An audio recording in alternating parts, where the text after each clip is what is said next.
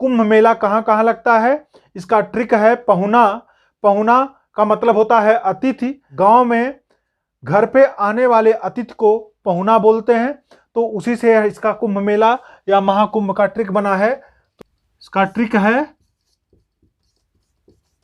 पहुना। प से हो गया प्रयागराज।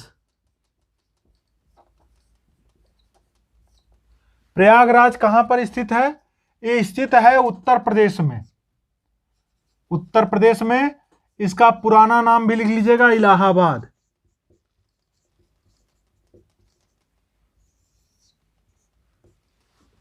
और यह किस नदी के किनारे बसा हुआ है?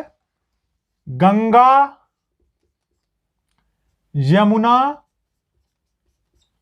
और सरस्वती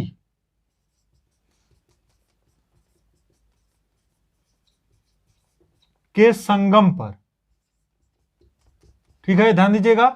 पूछता है, पहले इसका विस्तारित रूप हम देख लेते हैं, फिर इसका विस्तृत रूप देखते हैं। तो प से हो गया प्रयागराज, ह से हो जाएगा हरिद्वार।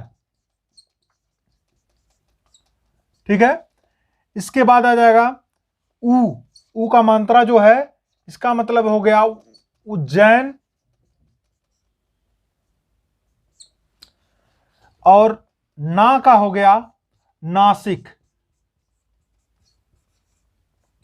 ये हो गया इसका ट्रिक। प से हो गया प्रयागराज, ह से हो गया हरिद्वार, ऊ से हो गया उज्जैन, ना से हो गया नासिक। अब इसके बाद ध्यान दीजिएगा, प्रयागराज जिसका पुराना नाम इलाहाबाद था, यह उत्तर प्रदेश में स्थित है और यह गंगा, यमुना और सरस्वती के संगम पर यह कुंभ मेला लगता है। दूसरा चीज है हरिद्वार, ये कहां पर है? यह है उत्तराखंड। उत्तराखंड में लगता है मेला। और उत्तराखंड में हरिद्वार किस नदी के किनारे? गंगा नदी के किनारे यह मेला लगता है। उज्जैन स्थित है मध्य प्रदेश में।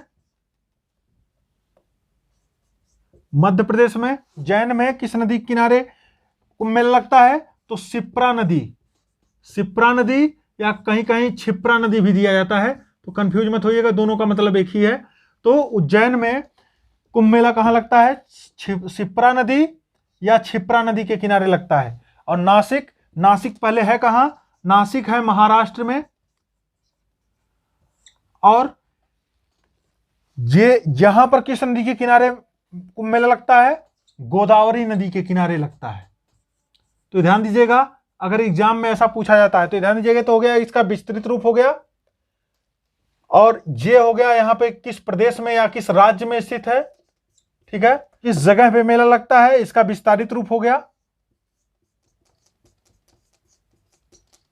विस्तारित रूप ये हो गया किस राज्य में लगता है और किस नदी के किनारे।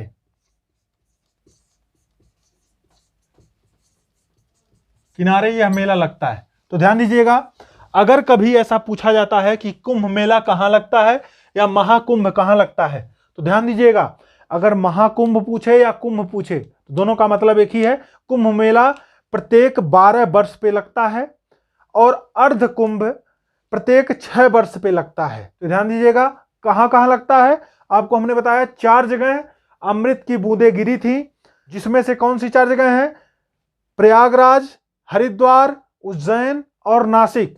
4 जगह है जहां पर अमृत की बूंदें गिरी थी, जिसके कारण हिंदू सनातन धर्म में इस पर्व को महापर्व के नाम से जाना जाता है, जिसके कारण यहां पर कुंभ मेला लगता है या महाकुंभ लगता है।